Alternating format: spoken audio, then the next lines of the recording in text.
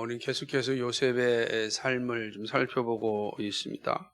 형제들에게 팔려서 노예가 되었고 또 모함으로 감옥에 갇혔던 요셉이 나라를 구하는 꿈 해석으로 말미암아 단숨에 애굽의 이집트의 총리가 됩니다. 그리고 그는 하나님이 알려주신 대로 7년 풍년과 7년 흉년이 옵니다. 그 꿈대로 이제 이루어지는 상황이 온 거죠. 풍년 동안 이 요셉은 정책을 잘 써서 허투루 또는 허용되게 사용하지 않고 잘 준비하였습니다. 그렇게 이제 풍년 7년이 지나갔습니다.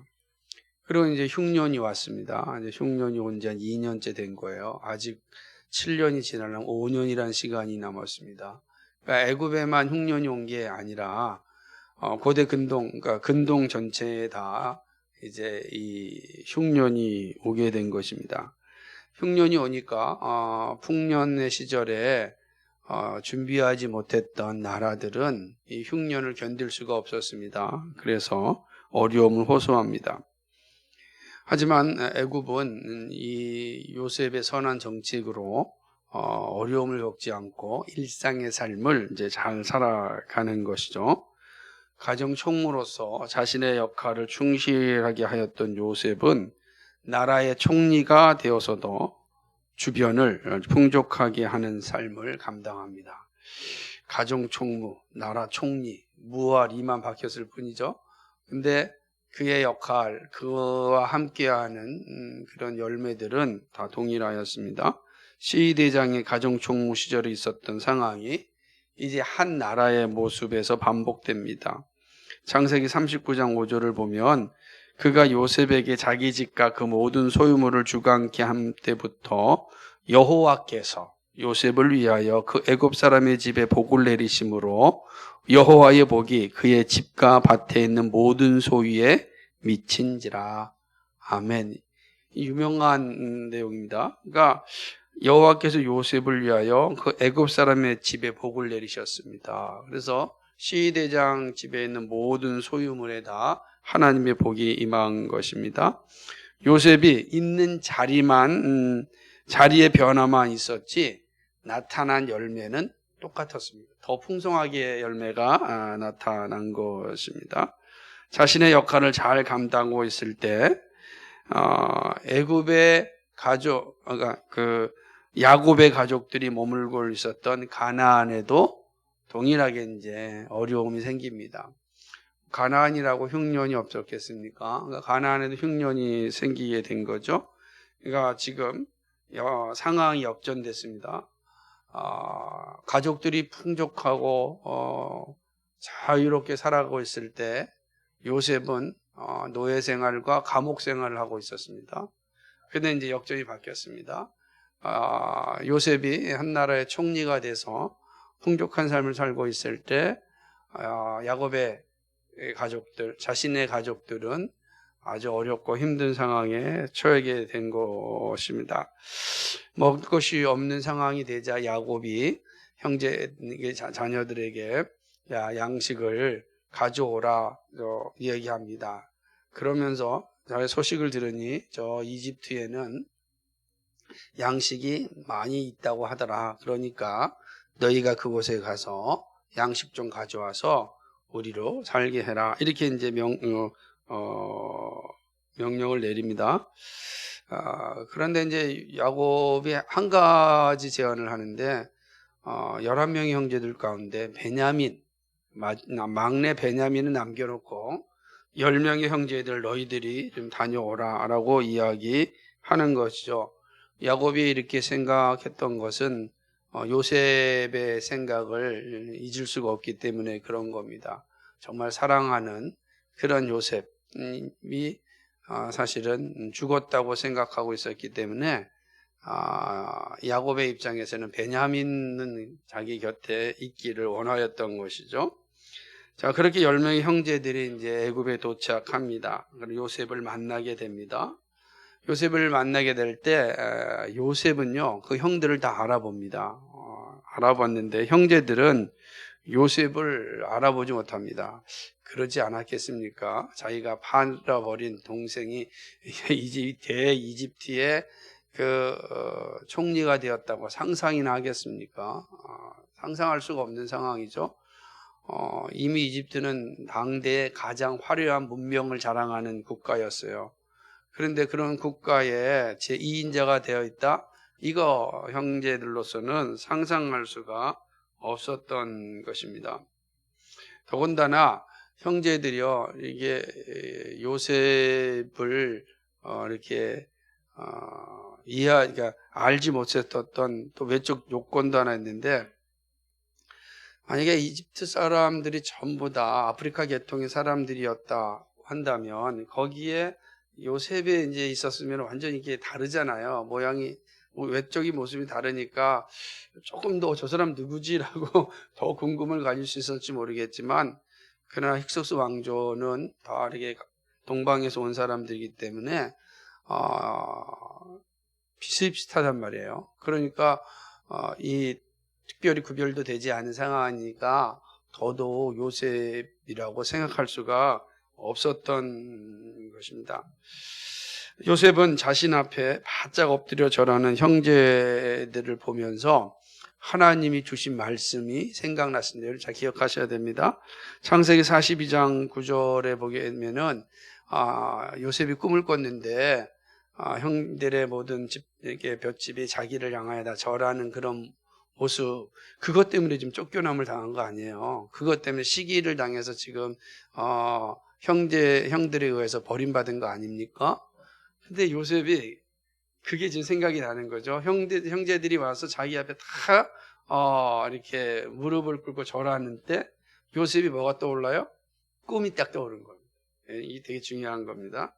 이 사실이 요셉으로 하여금 모든 것을 견디게 한 그런 원동력이 되었기 때문에 그렇습니다. 그러자 이 형제들은 이제 절을 하니까 이 요셉이 형제들에게 너희들 진짜 양식이 없어 우리한테 온 것이 아니라 우리나라를 정탐하러 온 그런 스파이들 아니냐, 간첩이 아니냐, 이렇게 이야기를 하는 겁니다. 그러니까 여러분 생각을 해보세요. 이게 얼마나 황당한 상황이, 간첩이 되면 어떻게 되는 거예요? 이건 이제 다 사형을 당하는 거죠. 이게 고대는 간첩을 살려두지 않습니다. 이가 10명의 형제들이 얼마나 두렵겠습니까? 너무너무 두려운 거예요. 두려워가지고서 이걸 어떻게 해야 될지 모르는 상황 가운데 이제 있는 겁니다. 그러면서 형제들은 아닙니다. 우리 정탐꾼 아닙니다. 그러면서 자연스럽게 자기 가족 이야기를 하는 겁니다. 사실은 이게 요셉이 의도한 겁니다. 그러니까 아버지와 가족들의 이야기를 알고 싶어서 정탐꾼이라고 이제 이렇게 지적을 한 것이죠. 그러자 우리는 한 아버지 아래 12형제였고 지금 막내는 아버지와 함께 있고 또 한 명이 있었는데 그 한 명은 사실은 사라졌습니다. 라고 이야기를 이제 하는 것입니다. 그런 말을 듣자 이제 요셉은 더 아주 정탐꾼이라고 하는 이 사실을 확신하듯이 막 몰아세우는 겁니다.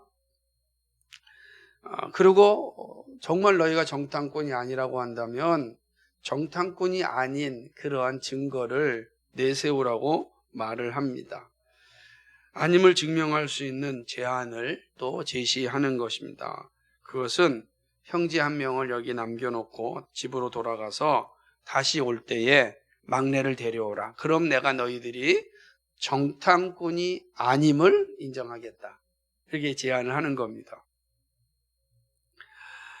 그러니까 요셉이 매우 지혜로운 사람이니까 이러한 지혜를 통해서 자기 가족들의 상황들을 다 알고 싶은 거고, 그리고 자기 동생 베냐민을 보고 싶은 겁니다.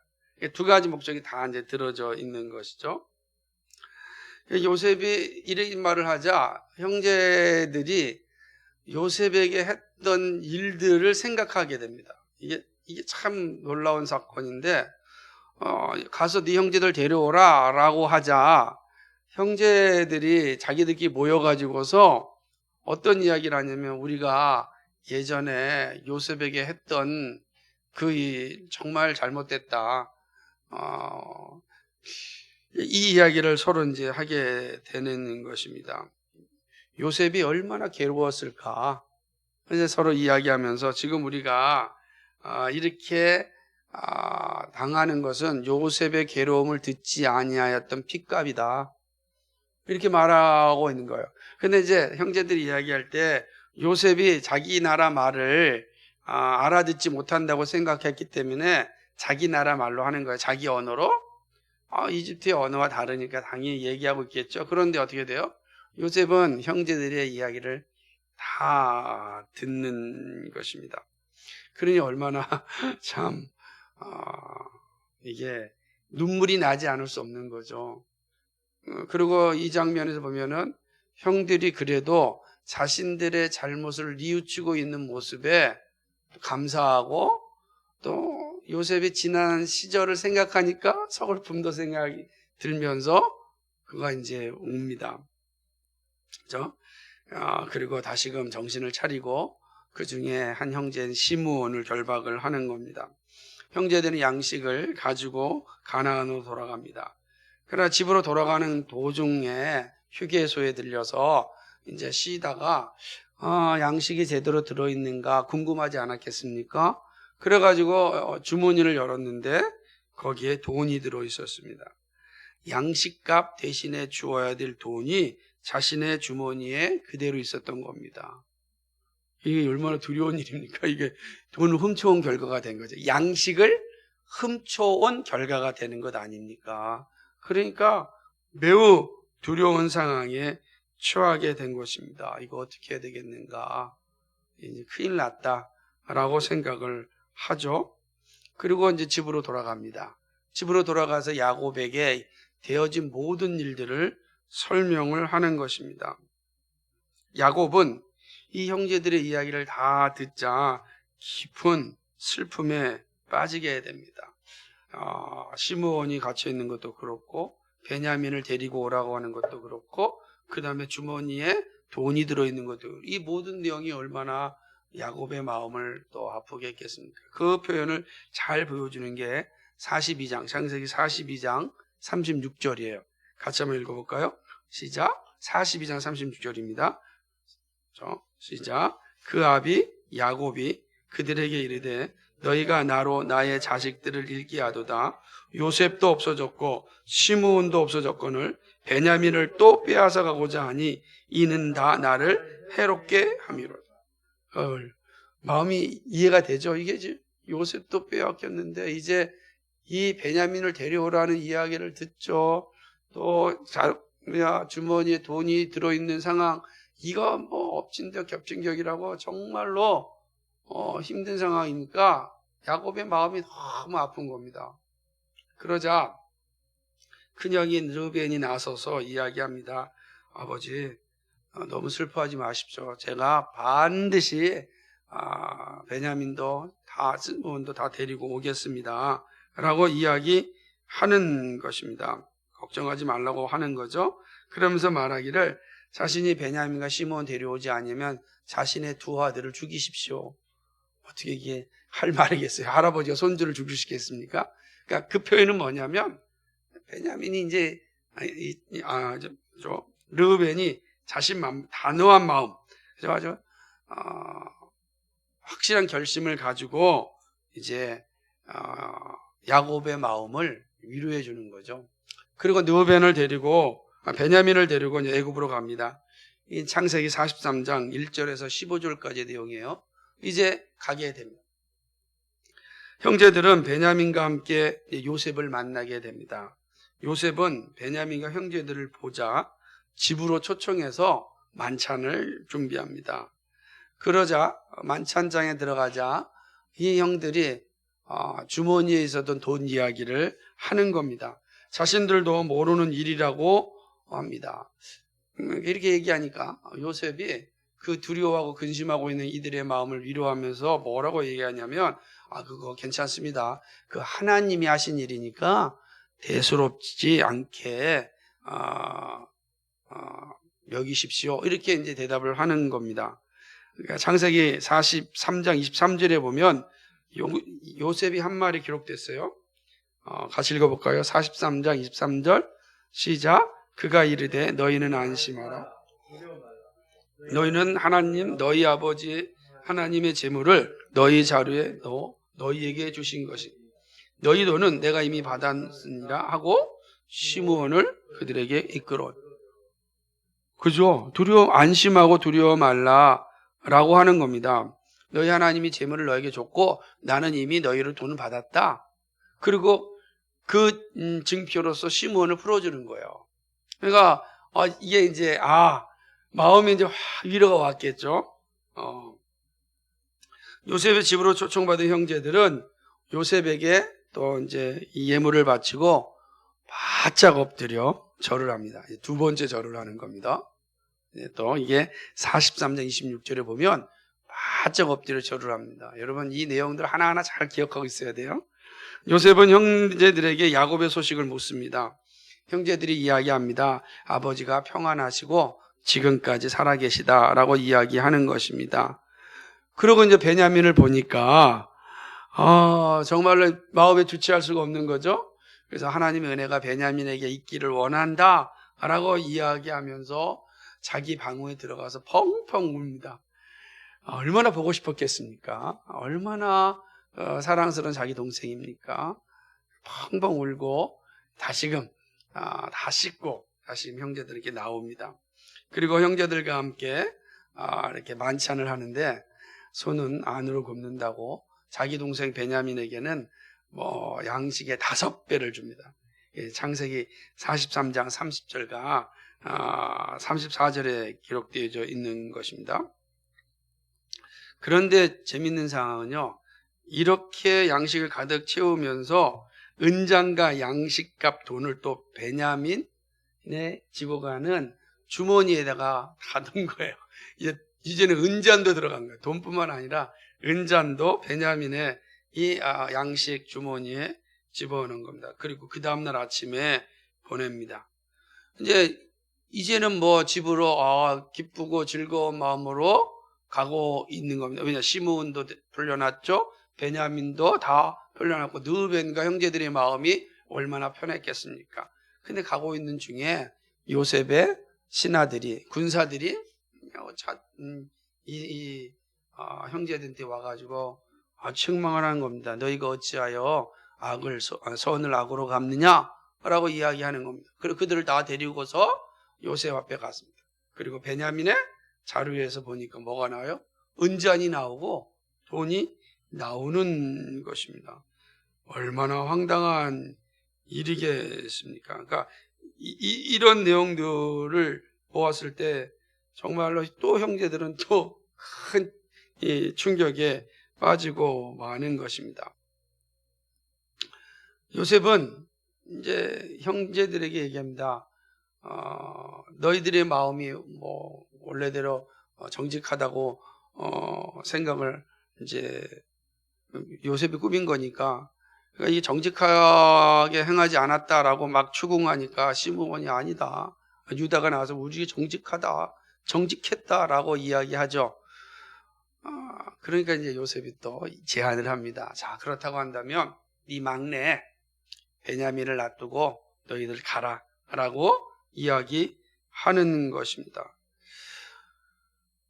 이게 원래 계획은 아니었는데 완전 계획이 지금 어그러진 겁니다. 그러자 이제 유다가 나와서 요셉에게 이야기합니다. 자초지종을 설명하는데 베냐민이 어떤 사람인가 설명하는 거예요. 베냐민은 우리 아버지와 아버지의 생명과 같다. 아버지와 베냐민은 생명이 같다. 같은 생명이다. 이렇게 표현하는 겁니다. 그건 무슨 말이냐면 우리 아버지가 베냐민 없으면 살 수 없다. 만약에 베냐민을 데려가지 않으면 우리 아버지 음보로 내려갈 거야. 다시 말해 죽을 것이다. 이렇게 이야기하는 겁니다. 그러니 아주 간곡하게 하면서 차라리 나를 종으로 삼아달라. 내가 당신의 종이 될 테니 나를 종으로 삼고 그리고 우리 형제 베냐민과 형제들은 다 집으로 보내달라 이렇게 이제 간청을 하는 것입니다. 이게 창세기 44장의 내용이에요. 그런 후에 이제 오늘 우리가 읽은 본문이 나오는 겁니다. 요셉은 이렇게 간청하는, 자신을 종으로 삼아달라고 간청하는 그 형인 유다 앞에서 주체할 수 없는 이제 감정이 올라오는 겁니다. 그러니까 그때 주변에 있던 이 자신의 신하들을 다 내보내고, 그리고 형들 앞에서 통곡을 합니다. 뭐라고 통곡합니까? 기가 막힌 일이잖아요. 지금 그 마음에 복받쳐 올라서 지금 나오는 눈물입니다. 뭐 서러움이나 뭐 분노나 그것이 아니라 그 이루 말할 수 있는 감정이 막 이제 복받쳐 나와가지고 통곡을 하는데, 이 소리가 주변에 있는 이 애굽의 모든 신하들의 얘가 다 들린 거예요. 막 우는 소리 얼마나 컸으면 그렇겠습니까? 다 들리는 거예요. 그러면서 형들 앞에 요셉이 자신의 신분을 밝힙니다. 형님, 제가 요셉입니다 라고 이야기하는 것입니다. 여러분, 이 이야기를 들었을 때 어떻겠어요? 형들은 아마 형들에게도 수없이 많은 감정들이 막 교차가 됐을 것입니다. 오늘 성경을 보면 너무 어찌할지 모르는 상황 때문에 너무 놀라서 어떤 말도 하지 못하는 그런 형들의 모습을 기록하고 있습니다. 그래 요셉이 형들에게 가까이 오십시오 라고 이야기합니다. 두려워하지 마시고 가까이 오십시오. 그러면서 그 유명한 말씀, 오늘 5절 말씀 같이 읽어볼까요? 시작. 당신들이 나를 이곳에 팔았으므로 근심하지 마, 한탄하지 마. 하나님의 생명을 구원하시려고 나를 당신들 앞에 보내셨나이다. 아멘. 무슨 말이죠? 하나님의 섭리로 제가 여기에 왔습니다. 당신들을 도우려고 하나님이 형들을 도구로 삼아서 나를 이곳으로 오게 한 것입니다. 그러면서 7절 8절에 하나님의 뜻을 설명합니다. 같이 읽어볼까요? 시작. 하나님이 큰 구원으로 당신들의 생명을 보존하고 당신들의 후손을 세상에 두시려고 나를 당신들 앞서 보내셨나. 그런즉 나를 이리로 보낸 자는 당신들이 아니요 하나님이시다. 하나님이 나로 바로의 아비를 삼으시고 그 온 집의 주를 삼으시며 애굽 온 땅의 치리자를 삼으셨나이다. 아멘. 자신이 여기에 와야 되는 이유를 크게 두 가지로 얘기하는데, 그것은 뭐냐면 가족들을 구원하고 후손을 세상에 두시려는 계획입니다. 이렇게 이야기하는, 이거는 이렇게 표현하였지만 이게 바로 하나님이 약속하신 언약 아닙니까? 그죠? 땅에 충만하여 번성하라는 이 약속의 말씀, 노아에게도 줬고 아브라함에게도 줬던, 야곱에게도 줬던 그 말씀, 그 내용을 지금 요셉이 자기식으로 표현하는 겁니다. 제가 여기에 온 거는요, 형들이 저를 판 것이 아니라 하나님께서 형들을 통하여서 저를 이겨오게 하셨는데, 그 이유가 무엇이냐면 바로 우리의 가족들을 다 생명을 보존하기 위함이고 후손을 살리기 위함입니다. 세상에 두시려는 하나님의 계획입니다. 그러니 걱정하지 말고 안심하십시오 라고 이야기하는 겁니다. 그러면서 어떤 말을 하냐면 아버지와 아들과 손자들과 모든 소유를 다 가지고 이쪽에 내려와서 고센 땅에 정착하십시오. 왜요? 아직도 흉년이 지나려면 5년이 남았습니다. 5년 동안 여기 와 계십시오 이렇게 표현하는 거예요. 다시금 우리 가나안 땅 가야 되는데 5년 동안 가나안 땅에 있다면 다 죽습니다. 그러니 다 부모님과 그리고 모든 가족들을 다 데리고 오십시오. 제가 지금 어떤 자리에 있습니까? 총리 자리에 있습니다. 이 땅을 다스리는 자리에 있습니다.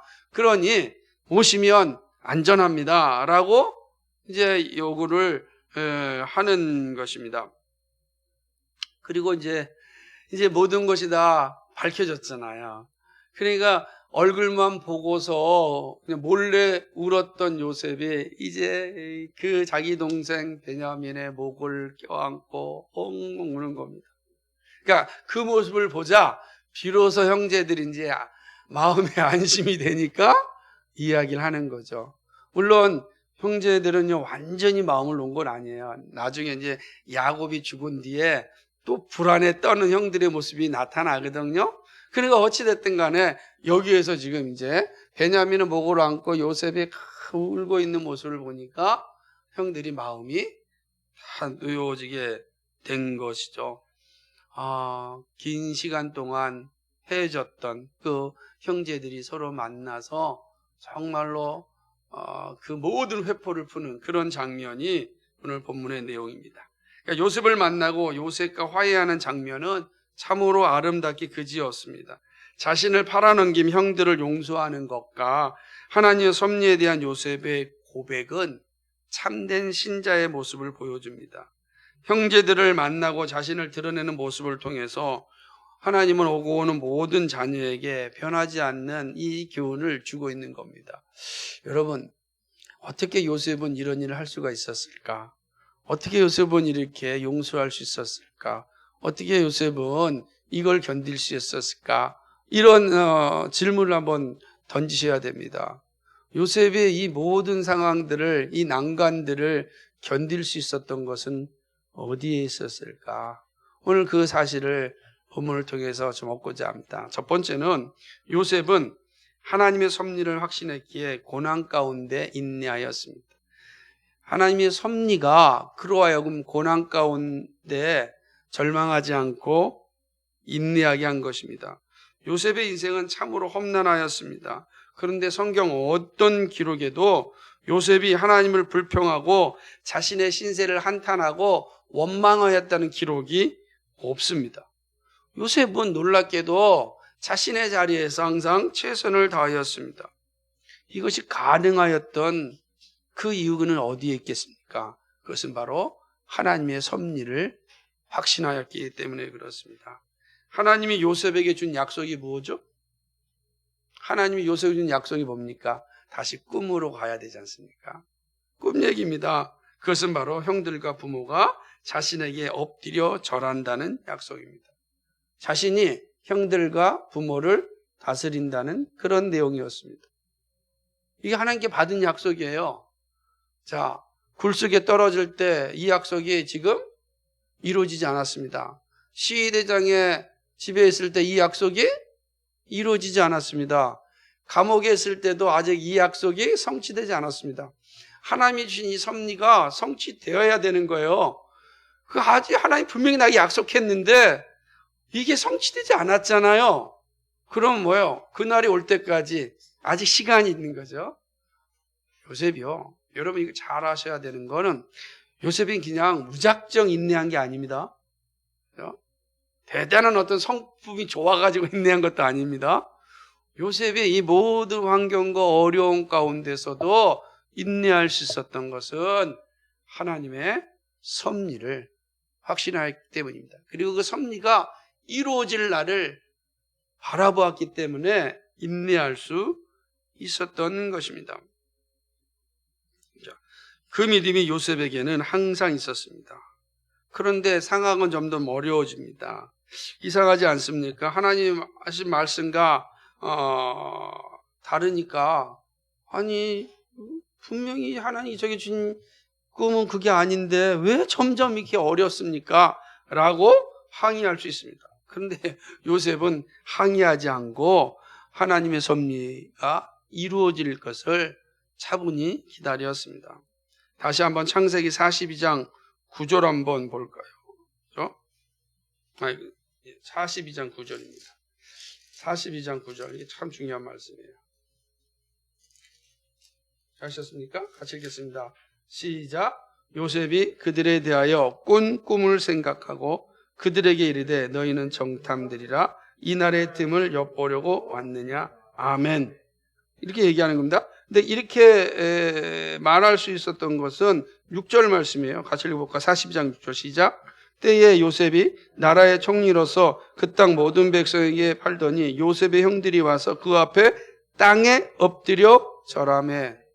그러자 9절에 그들에 대하여 꾼 꿈을 생각하고. 야, 놀랍지 않습니까? 그러니까 요셉이 그 모든 상황 가운데 원망하지 않고 고난 가운데 인내할 수 있었던 것은 하나님의 약속이 이루어질 날을 바라보았기 때문입니다. 요셉은 하나님이 주신 꿈, 곧 계시를 잊지 않았습니다. 언제인지 모르지만 형들이 자신에게 엎드리는 날이 올 것을 알았기에 묵묵히 인내했습니다. 아직은 아니구나. 아직은 아니구나. 지금 상황이 점점 어려워지잖아요. 그죠? 노예에서 감옥으로 가는 과정 가운데도 그는 포기하지 않고 인내하였습니다. 더 중요한 것은 그가 총리 자리에 있을 때라도 교만하지 않았던 이유, 자신의 정체성을 끝까지 지켰었던 이유, 바로 이 하나님의 섭리를 확신하였기 때문입니다. 믿음의 사람들이 감당하는 삶은 분명합니다. 하나님의 섭리를 믿고 인내하며 기다리는 것입니다. 아브라함, 이삭, 야곱의 삶에서 볼 수 있습니다. 요셉과 모세와 다윗과 예수님의 삶에서 나타납니다. 하나님은 우리에게 말씀을 통해서 하나님 나라의 비밀을 알려주셨습니다. 하나님의 섭리하심이 무엇인지 알려주셨습니다. 그러나 그 일을 이루심은 오직 하나님의 주권에 달려 있습니다. 우리는 합력하여 선을 이루시는 섭리를 믿고 인내하며 기다리면 됩니다. 나에게 주어진 현실에서 최선을 다하여 순종하는 것이 하나님의 섭리를 믿는 성도의 자세입니다. 내 뜻이 아니고 아버지의 뜻이 이루어지고 내 시간이 아니라 주님의 시간대로 이루어지기를 기도하는 겁니다. 그 시간에 어떠한 고난이 있더라도 믿음으로 이겨야 합니다. 아직 하나님의 섭리가 완성되지 않았기 때문에 그렇습니다. 그래서 이 섭리신앙이 이렇게 중요한 겁니다. 우리 모두에게도 하나님께서는 우리에게 주신 약속이 있습니다. 우리는 새하늘과 새 땅에 들어가야 되는 하나님의 백성이에요. 그래서 이 땅이 아무리 많은 유혹이 있고 위험이 있다 할지라도 우리는 하나님 나라의 백성이 되어야 됩니다. 그 나라 될 때까지 우리의 상황이 어렵고 힘들고 고난이 온다 할지라도 여러분 인내하셔야 됩니다. 하나님 반드시 그 약속을 성취하시기 때문입니다. 그리고 그 일을 이루시기 위하여 하나님 합력하여 선을 이루십니다. 선을 이루십니다. 우리를 구원하심도 우리를 인도하심도 우리를 완성케 하심도 하나님의 섭리 가운데 있습니다. 아직 이루어지지 않았다면 어떠한 상황이 있다 할지라도 절망하지 마십시오. 인내하심으로 믿음의 길을 걸어가시기를 간절히 소망합니다. 두 번째로는 요셉은 하나님의 섭리 가운데 형제들을 용서하였습니다. 섭리신앙이 위대한 것은 하나님의 일하심에 대한 확신입니다. 요셉은 형제들에 의하여 팔림을 당하였습니다. 얼마나 화가 납니까? 그죠? 형제가 같이 있어도 누가 내 거, 그죠? 과자 하나만 빼앗아 가도 엉엉 울고 막 난리 법석을 치는 게 우리 인생 아닙니까? 그러죠. 지금 보세요. 러시아와 우크라이나 전쟁에서 다 탐욕이지 않습니까? 서방에서는 이 나토군을 점점 동쪽으로 넓히면서 자꾸만 이 러시아를 막 이게 위협하고 또 그 위협받는다고 해서 감히 나에게 대적한다고 이런 생각으로 자신이 가지고 있는 온갖 힘과 이 권력을 통해서 그냥 약한 주권 나라를 그냥 짓밟는 이런 일들 보십시오. 서로 사랑하고 용서가 있었다고 한다면 그런 일이 일어나겠습니까? 근데 이 세상은 그러지 않아요. 그러니까 요셉의 입장에 생각해 보세요. 자기를 판 형제들을 용서한다는 게 쉽겠습니까? 어렵습니다. 어려울 겁니다. 복수의 칼을 갈 수 있었을 것입니다. 그런데 우리가 보았듯이 용서하였습니다. 요셉은 형제들이 자신의 잘못을 뉘우치는 장면을 봅니다. 베냐민에 대한 형제들의 태도에서 두 번 다시 같은 실수를 범하지 않으려는 형제들의 모습을 봅니다. 요셉에게 행한 모든 것에 대한 자신들의 죄를 인정하고 회개합니다. 요셉은 이 모든 것이 하나님의 섭리임을 알았습니다. 그렇기에 용서하였습니다. 하나님이 생명을 구원하시려고 형제들 앞에 나를 보냈다고 고백합니다. 그러니 근심도 말고 한탄도 하지 말라는 것입니다. 자책도 할 필요가 없습니다. 모든 것이 하나님의 계획이었습니다.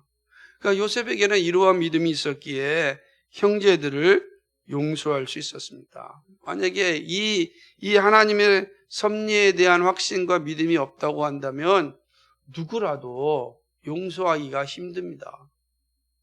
그러니까 예수 믿음이 위대한 것은 섭리신앙을 가지고 있다라는 사실이에요.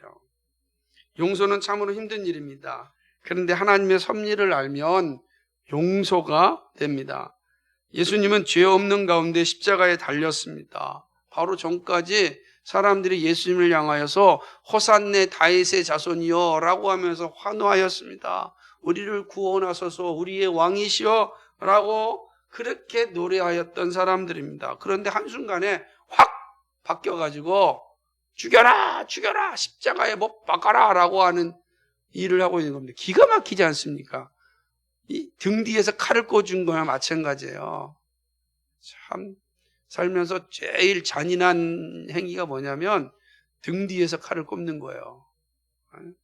그것처럼 정말로 피말리는 고통이 없어요. 그거 어떻게 견뎌야 될지 몰라요. 막 그냥 오장육부가 다 찢어지는 그런 아픔을, 그런 슬픔을 겪게 됩니다. 예수님이 그런 거 아니겠어요? 그런 자들입니다. 근데 예수님이 그들을 향해서 저주를 하지 않았어요. 저주를 해도 무방해요.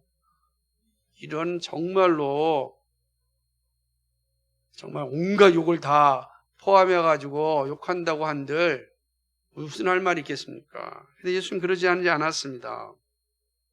예수님 용서합니다. 예수님이 하신 말씀이 무엇인지 아십니까? 누가복음 23장 34절이에요. 이렇게 이야기해요. 누가복음 23장 34절을 한번 읽어보세요.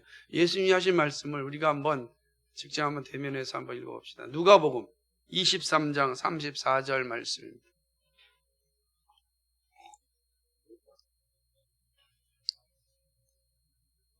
찾으셨죠? 같이 읽겠습니다. 시작. 이에 예수께서 이르시되 아버지여 저들을 사하여 주옵소서. 자기들이 하는 것을 알지 못함이 하시더라. 그들이 그의 옷을 나눠 제비 뽑을세. 아멘.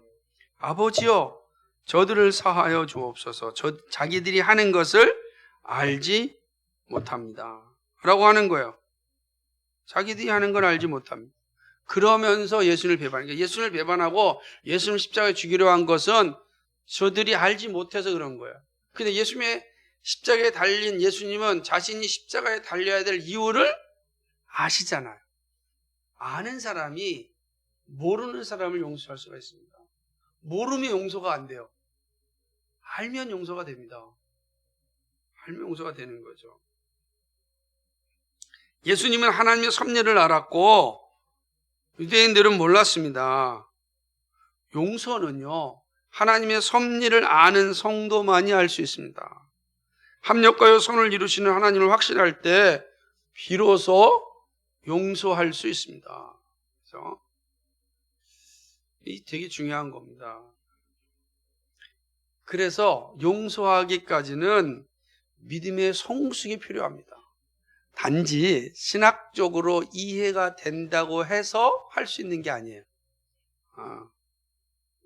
오래 교회 생활했다고 해서 되는 게 아니고 자기 수양을 열심히 쌓았다고 해서 되어지는 것이 아니라 믿음의 성숙이 있어야 돼요.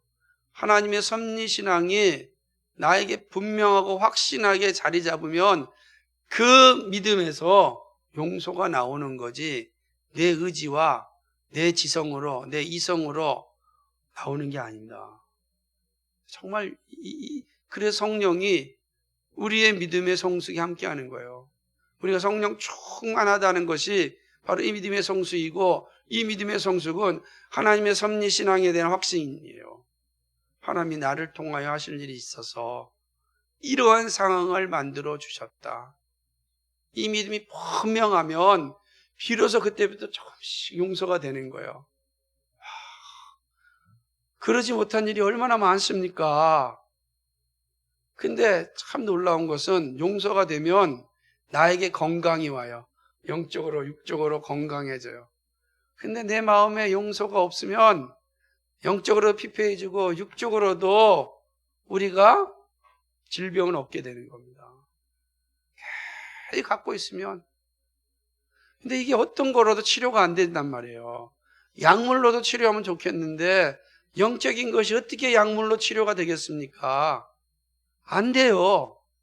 네? 될 수가 없어요. 망각은 줄 수 있을지 모르지만 치료가 안 됩니다. 용서를 해야 되는데. 믿음의 성숙이 있을 때 성령께서 우리 안에서 조금씩 용서해서 그것을 다 사라지게 하는 겁니다. 바로 그래서 용서하기까지는 믿음의 성숙이 필수입니다. 나와 공동체를 향한 하나님의 섭리하심을 온전히 깨달을 수 있기를 소망합니다. 마지막 세 번째로는요, 요셉은 하나님의 섭리를 알았기에 맡겨진 소명을 감당하였습니다. 인내와 용서는 소명을 감당하는 영적 기반입니다. 요셉은 자신이 고난을 겪고 애굽에 팔려야 하는 것을 알았습니다. 애굽에 가고 싶다고 해서 가는 것이 아닙니다. 생각해 보세요. 그러니까 고난을 겪고 애굽에 팔렸습니다. 그러니까 내가 애굽에 갈 것이다 라는 생각을 하지 않았죠. 그 팔려간 거예요. 여러분, 애굽에 가고 싶다고 해서 갈 수 있는 게 아닙니다. 마치 지금 이런 거예요. 내가 지금 우리나라는 OECD 국가가 돼서 되게 좋은 선진국 반열에 들어가 있으니까 세계 어느 나라도 비자 없이 막 다니잖아요. 그러나 그러지 못한 OECD 국가에 들지 않은 나라들은 선진국에 자기가 돈이 있다고 해서 갈 수 있는 것도 아니에요. 아무나 갈 수 있는 게 아니라고요. 비자도 잘 안 나오죠. 그게 어떻게 쉽게 가는 게 아닙니다. 당시를 생각해 보시면 이집트는 당대의 최고의 문명 국가예요. 안 그러겠습니까? 이 나일강의 문화를 통하여서 거대한 문화를 만들었습니다. 거기에 찬란한 문명이 있었습니다. 그리고 7년 이 요셉의 정책을 통하여서도 어마어마한 부를 가지고 있는 나라, 선진국 중에 선진국이 이집트입니다. 거기 가고 싶다고 해서 갈 수 있는 나라가 아니에요. 거기에서 특별히 어떤 고위 공무원이 된다라는 건 더더욱 불가능합니다. 그게 어떻게 가능하겠습니까? 어려운 거예요. 그렇죠? 가나안은 후진국이며 미개 국가 수준 아닙니까? 왜 그렇죠? 가나안은요 장막 문화예요. 장막 문화. 이집트는요 건축 문화예요. 장막과 건축? 이거 완전히 이게 전혀 다른 겁니다. 이게 완전히 다른 문명 속에 이 수준이 다른 나라에 살고 있는데 애국 가가지고서 내가 정말로 성공해야겠다 마음 먹는다고 될 수 있는 것도 아닌 것입니다. 그런데 하나님께서 이스라엘을 고대 근동의 위대한 나라로 삼아야 합니다. 그렇게 하나님이 언약이었기 때문에 그래요. 고대 근동에서 지도자의 역할을 해야 될 나라가 이스라엘입니다. 이스라엘은 고대 근동뿐 아니라 오고 오는 모든 세대 가운데 매우 중요한 역할을 감당해야 됩니다. 그런데 가나안 그 자리에서는 어려운 거죠. 될 수가 없어요. 그래서 하나님은 요셉을 보냅니다. 장차 이스라엘을 준비한 거죠. 우리의 생명을 보존하고 후손들을 세우기 위하여 나를 이 문명국가인 이집트에 보냈습니다 라고 이야기하는 것입니다.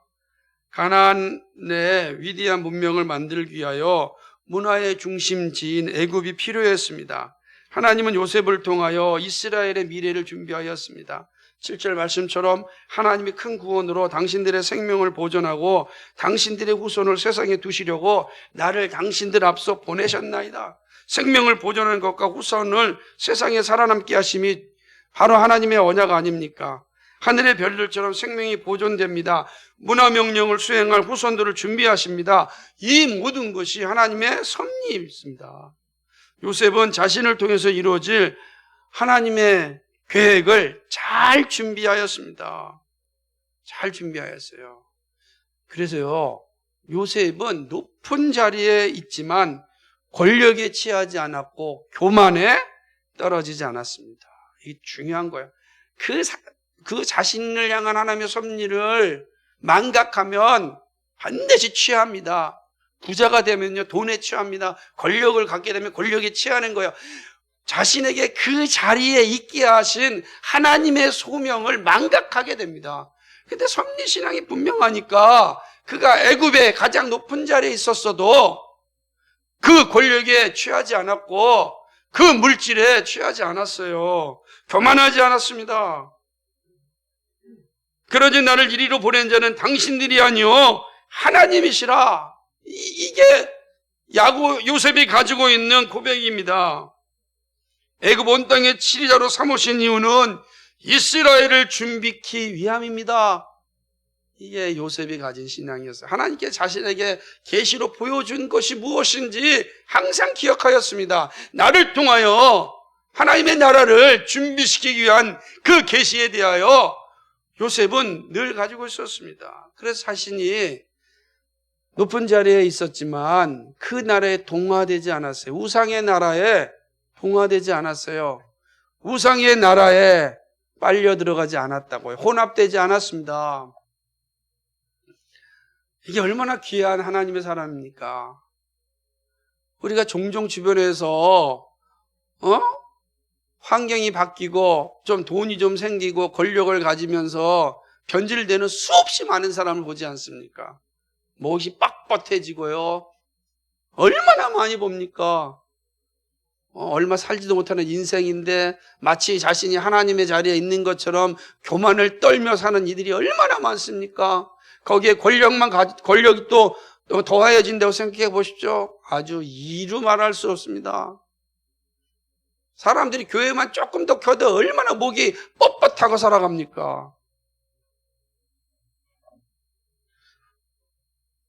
되게 웃긴 게 되게 많아요. 그런 거 보면.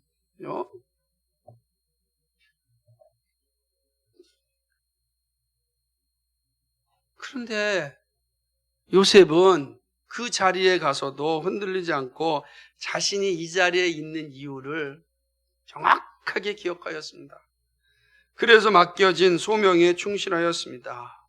놀라운 일이죠. 예수님께서 사람의 몸을 입고 오셔서 십자가의 고난을 감당하시고 사람들을 용서하심으로 맡겨진 소명을 감당하였습니다. 예수님은 아버지의 일을 위하여 오셨고 아버지의 일에 순종하였습니다. 이게 분명하였기 때문에 십자가의 그 큰 고난 앞에서도 변질되지 않은 거예요. 사단이 내가 이 땅의 모든 부귀와 영광과 권력을 주겠다고 유혹하였을지라도 결코 흔들리지 않았습니다. 내가 여기 와야 될 이유가, 하나님이 나를 보내신 이유가 무엇인지 알았기 때문입니다. 수없이 많은 사람들이 우리의 왕이 되달라고 했을 때도 흔들리지 않았습니다. 내가 여기 와 있는 이유가 그것이 아니기 때문에, 하나님의 섭리를 이루어야 되기 때문에 그는 외적인 것에 흔들리지 않았습니다. 예수님을 따랐던 사도들도 그렇게 그 길을 갔습니다. 그렇죠? 바울은 예수님의 삶을 죽기까지 복종하심이라고 표현하였습니다. 소명을 위하여 끝까지 감당하였습니다. 사도들이 모두 소명을 위해 살다가 순교했습니다. 바울도 요셉의 모습과 비슷하지 않습니까? 로마로 가고 싶었지만 하나님이 막으셨습니다. 그런데 그의 마지막은 로마에서 순교하였습니다. 오늘 읽은 우리 사도행 23장에서 뭐라고 얘기하면, 걱정하지 마라, 내가 너를 로마로 가게 하리라. 사람들은 자신들이 바울을 협박해서 로마로 보낸 것처럼 생각하지만 하나님의 섭리 가운데 바울은 로마로 가야 되는 겁니다. 그래서 바울은요, 그 위기 가운데서도 담대하고 침착하지 않습니까? 그리고요, 놀라운 것은 바울이 로마로 갈 때 거쳤던 도시, 마을, 시골 마을마다 지금요 다 교회당이 세워졌습니다. 그냥 가다가 하루 잤던 곳에도 교회당이 세워지고 이틀 머문 곳에도 교회당이 세워졌어요. 놀라지 않습니까? 지금요, 지금.